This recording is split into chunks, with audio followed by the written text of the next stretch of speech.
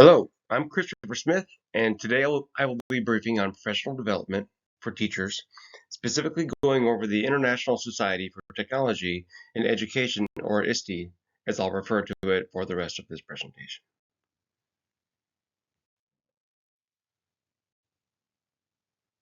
Professional educator, why is it important to join professional organizations? Professional organizations abound in the U.S., from a wide scope like the National Education Association, or NEA, and the American Federation of Teachers, AFT, to the more specific, like National Council of Teachers of Mathematics, and groups focusing on gifted and exceptional students. Each of these organizations, associations, councils, and more provide their members with networking with like-minded professional educators and administrators, opportunities to develop leadership skills and earn awards, access to grants to improve classroom and fund opportunities for students and fellowships, and opportunities to develop as teachers and educators in the form of professional growth. According to University of Indiana, Bloomington School of Education, not only do they agree with the bullet statements above, which were taken from the National Society of High School Scholars in 2023, but they also include an added benefit of professional liability insurance and legal protection. As they say, this insurance provides you with valuable legal protection from personal financial liability in the event of litigation resulting from incidents that may occur as part of your educational employment activities or duties, which was found in education.indiana.edu in 2023.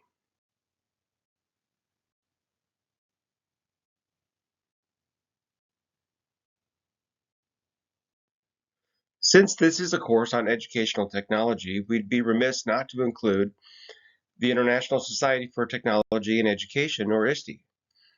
According to their site, ISTE.org, accessed in 2023, the benefits to joining their ranks as a member of this society include membership into this nonprofit organization, which has been around since 1979, 44 years of proven dedication towards innovation and technology to teachers. Another benefit to joining ISTE is to be numbered among its 25,000 members with the ability to join ISTE Connect to network with like-minded educators to sharpen each other, share ideas, explore new tech used by educators of your grade of choice or subject of choice. No matter the type of educator you are, pre-K, university, gifted and talented, or special needs, there are educators who are in the classroom just like yours and can probably help you improve your craft and make you better. ISTE also has a host of professional development, including webinars, online courses, guides, newsletters, and seminar and event recordings that members can access as desired and on the topic that they need to maximize educational technology for their students. Their annual conference is another opportunity for professional development and puts them in direct contact with the huge network of teachers and EdTech leaders. ISTE also has financial benefits in the form of year-round discounts for members to access books, courses, and their events. And then lastly, if wanted, ISTE has a premium membership for early access to their live events and hotel accommodations, along with job boards and VIP treatment throughout the year. So why would I join ISTE? Well, in addition to the items on the previous slide, of which I especially appreciate the 25,000 member network of educators and professional development access, I would join to be sure that I had the latest information in educational technology, knowing that my students' learning outcomes would be heightened due to the advances in technology and my access to more of them. There are just so many benefits, and the under $100 cost per year is insignificant compared to the benefits that come with the membership. So in some of the resources that were available on the ISTE site, first off is going to be in Snelling's blog on the ISTE website from 2021. She writes of the concern many educators faced during the pandemic when they were forced to use online learning and use assistive technology without the nearby aid of UDLs, or Universal Design for Learning staff, which was normally on hand for special education classes. These teachers were having to figure this out on their own and struggling along the way. Her blog includes references to a book on the topic as well, whereby teachers can use various strategies, including text-to-speech, highlighted text capabilities within various digital spaces, closed captioning, and also practicing new social situations with the aid of virtual reality, and also supporting families with increased language incorporation with those that speak languages other than English at their homes. These strategies can be used primarily in the K through 12 student population, especially for those students who are struggling to adapt with the online environment. The second resource, Leading Project-Based Learning with Technology, or as they call it, PBL, per the ISTE article, Leading Project-Based Learning with Technology from 2023, the goal of this course is to increase your capacity to implement gold standard project-based learning with technology so that you can engage and empower students through meaningful, academically rigorous learning experiences. This course is perfect for any K-12 teacher, as well as instructional technology coaches, instructional designers, instructional coordinators, curriculum developers, and curriculum specialists. This was taken from the site in 2023. Many of our schools' lessons are broken up by subject, with some teachers using ongoing projects from the beginning of the year through the entire semester, if not the whole year. This sets up students for projects and workspaces, which take considerable time and effort to yield a good product at the end of it, versus sprinting to complete something in a week or a few days.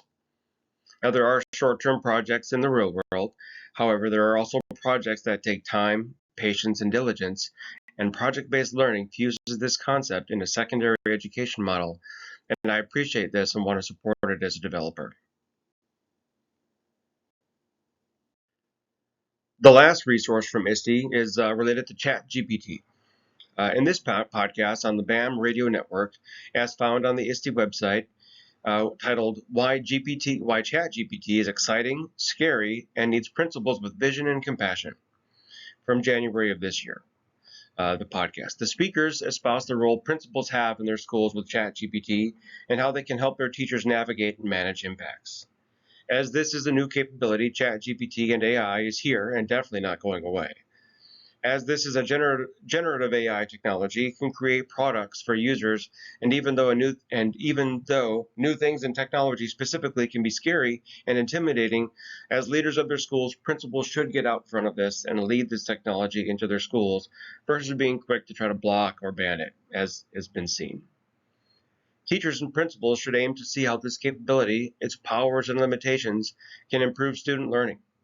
Lean in as much as possible, while knowing that there are always going to be new technologies coming online all the time, and there's no way for educators and principals to stay up on all of them, nor find the application or implication into their schools.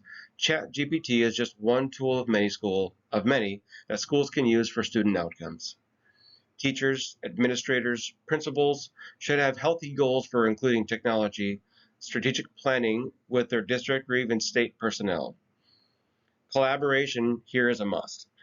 They need to have a collective understanding of the why, like why ChatGPT exists, and if this or the next new thing, whatever that might be, has a value in the classroom or in learning. So ISTE Live. This was the most recent conference or event that ISTE had put on. It was actually held very recently at the end of June. And ISTE Live event is the world's premier event dedicated to educational technology. And this year's event was here in Pennsylvania, which is about an hour from where I'm at, from 25 to 28 June 2023. According to their ISTE.org website, they had 17,500 attendees this year, which was a hybrid of in-person and online as a virtual event for those unable to travel. This is the first time that they did a hybrid event.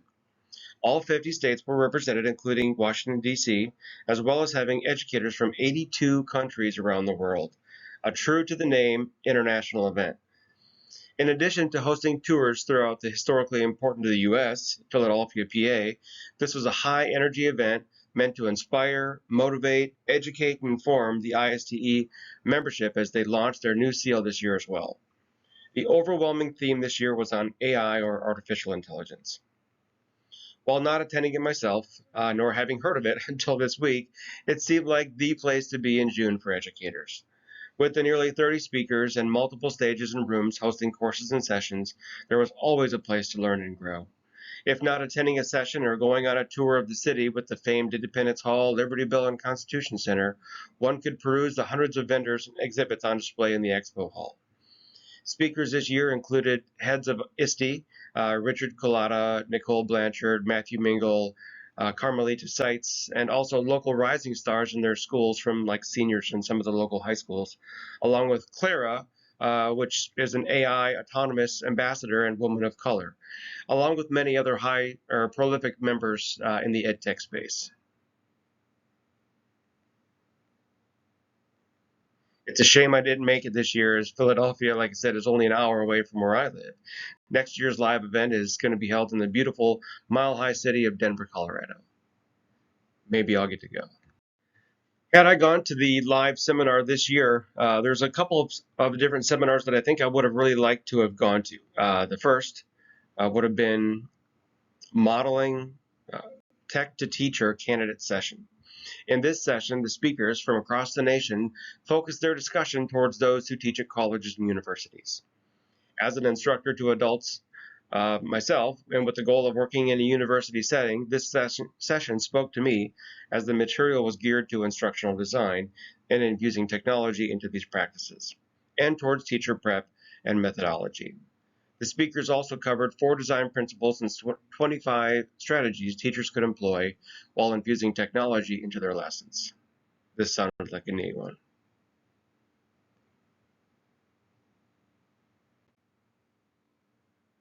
The second session I would have liked to have attended was on cultivating belonging in online learning spaces. While nearly everything regarding this ISTE Live event centered on EdTech, this session did as well, but just like the first session, this also covers instructional design, with this session focusing on the hybrid environment of in-class and virtual classrooms. With the pandemic, we all saw, many of us firsthand, how we needed to have other capabilities with delivering education outside of a standard classroom, and technology plays a pivotal role in this. Additionally, as an educator, I want to ensure my students feel like they belong and a valued member of my class, whether in person or remote. The speakers also focused their session on ISTE standards for the educator, facilitator, and designer. And this wraps up my talk on professional development. I'm Christopher Smith. Thanks for watching and listening.